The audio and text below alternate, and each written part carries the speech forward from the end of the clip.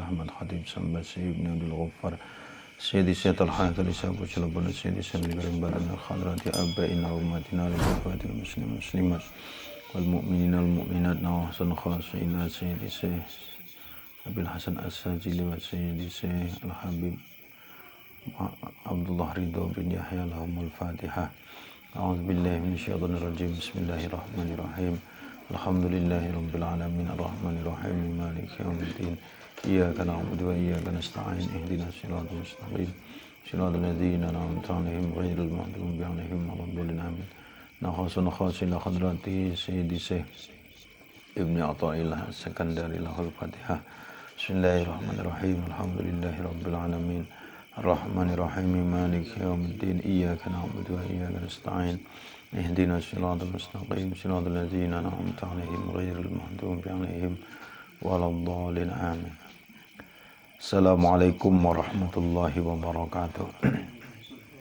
Bismillah, alhamdulillah, salatu wassalamu ala Rasulillah wa ala alihi wa ashabihi wa wala. La haula wala quwata illa billah, amma ba'dah.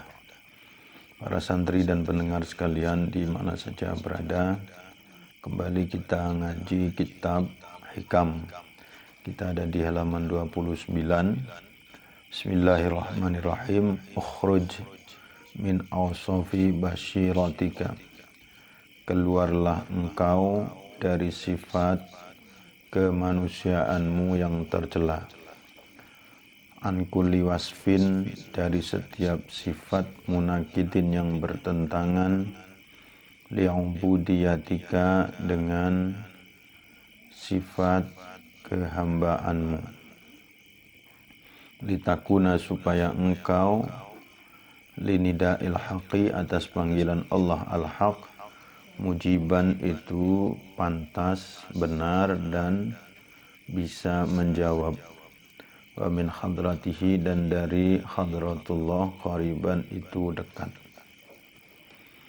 Para santri sekalian dan para pendengar yang dirahmati Allah Subhanahu wa ta'ala, akhir-akhir ini banyak orang menyematkan dirinya dengan sebutan hamba Allah. Lalu sebetulnya siapa hamba Allah itu? Apakah kita termasuk orang yang pantas mengaku diri kita menjadi hamba Allah? Ini biasanya dipakai untuk nyumbang. Kalau nyumbangnya sedikit, pakai nama hamba Allah. Kalau nyumbangnya banyak, disebut namanya.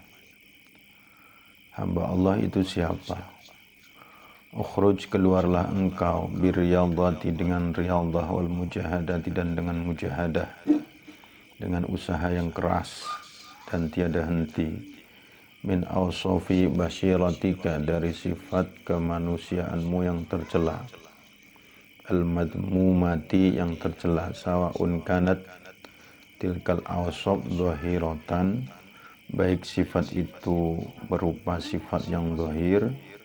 Yang zahir itu wahya al-qa'imatu bil jawarih, sifat madmumah, sifat tercela yang berdiri pada anggota tubuh zahir, seperti ka ghaibatin, seperti ghibah, ngomongin orang, wa namimatin, dan namimah, mengadu domba, wa qatlin, dan membunuh, wa salbin, dan memaksa.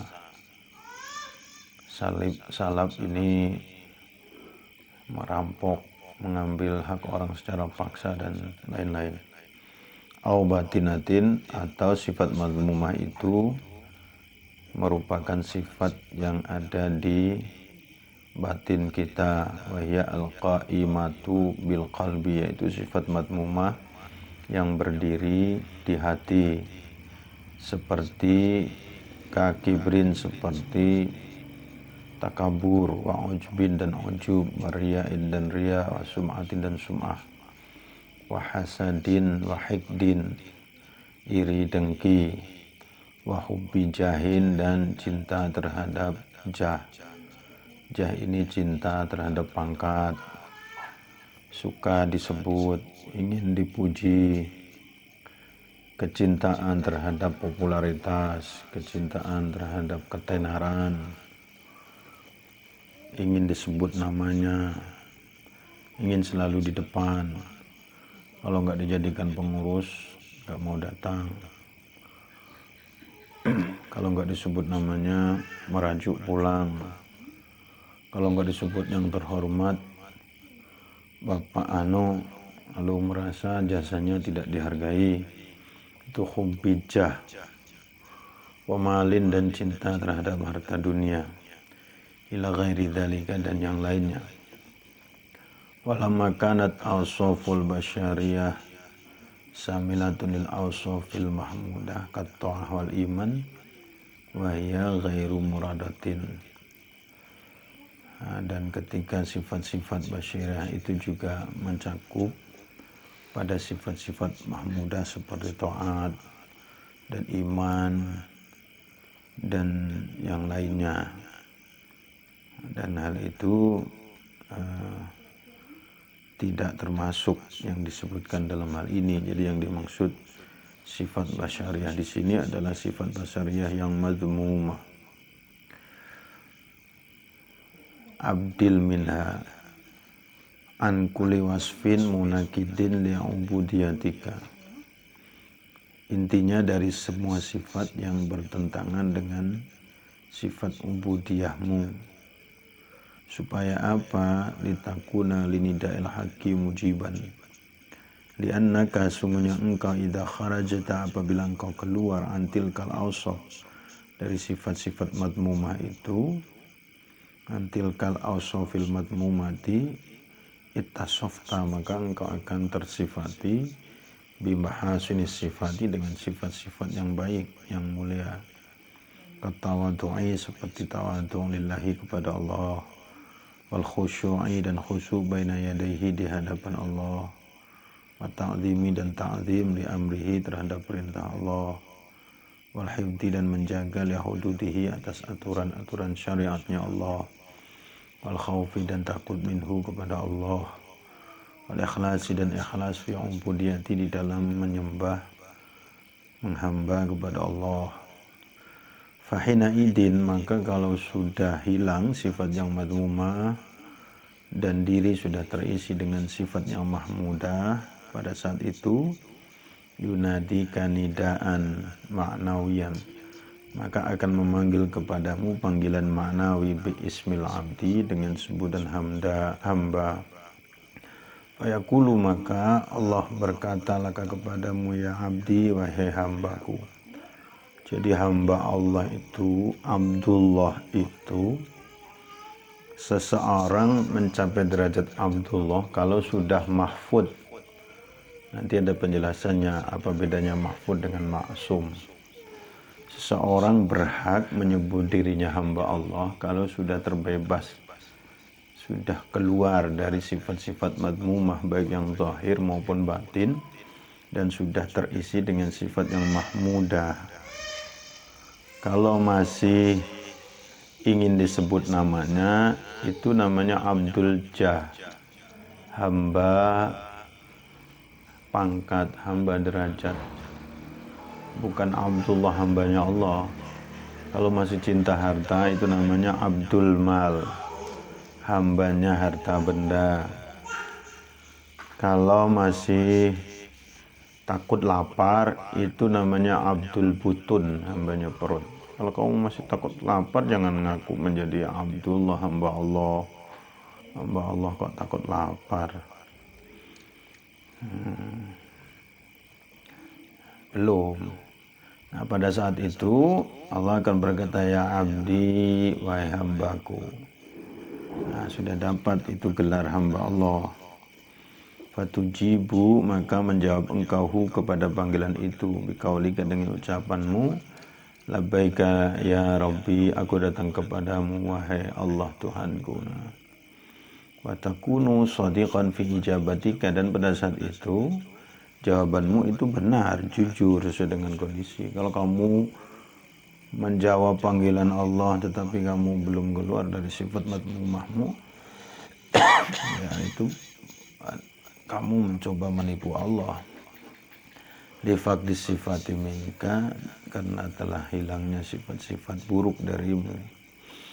allati tunafil ubudiyah, yang menghilangkan sifat-sifat ubudiyah, wa taqtadi ar-rububiyah, dan menerima pada sifat-sifat rububiyah. Inti dari sifat ubudiyah itu kan dzillan wa iftiqaran, merasa hina dan merasa perlu kepada Allah. Sedangkan inti sifat rububiyah, sifat ketuhanan itu jalan wa istikbaran, keagungan dan kebesaran.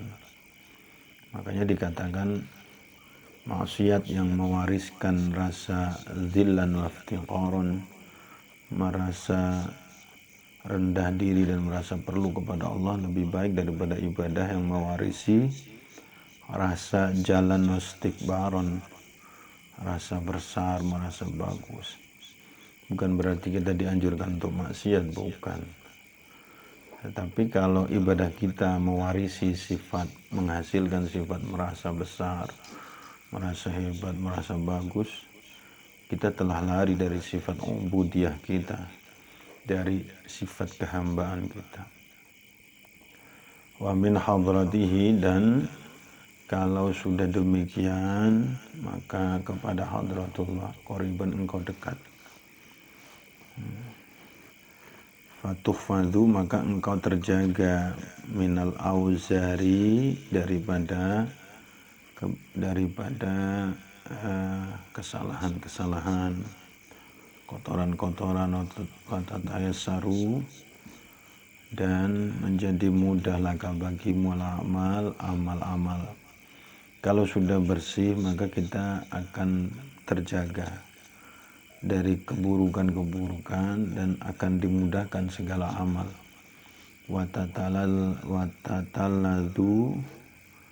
Watataladzadu biha, dan merasa nikmat, merasa lezat dengan amal.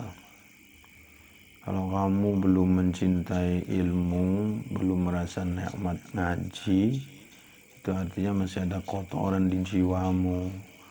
Kalau kamu belum bisa merasakan nikmatnya sholat, itu berarti masih ada kotoran pada dirimu. Orang kalau sudah bersih jiwanya, itu ibadah itu merasa nikmat. Ibadah itu sebuah kerinduan, bukan lagi karena keterpaksaan. Nah, itulah yang disebut mahfud. Mahfud itu terjaga. Apa bedanya antara mahfud dengan maksum? Wal farqu bainal mahfud wal maksum annal maksum la yalimu bidzambin. Kalau yang maksum seperti para rasul itu tidak tersentuh dosa sama sekali. Kalau mahfud qad tahsulu lahu zalatun, kadang-kadang tetap berbuat salah, walakin la yakunu minhu israran, tapi tidak israrun, tetapi tidak mengulang. Jadi kalau berbuat salah bal yatubu min qaribin, kalau berbuat salah langsung bertobat dan tidak mengulang lagi.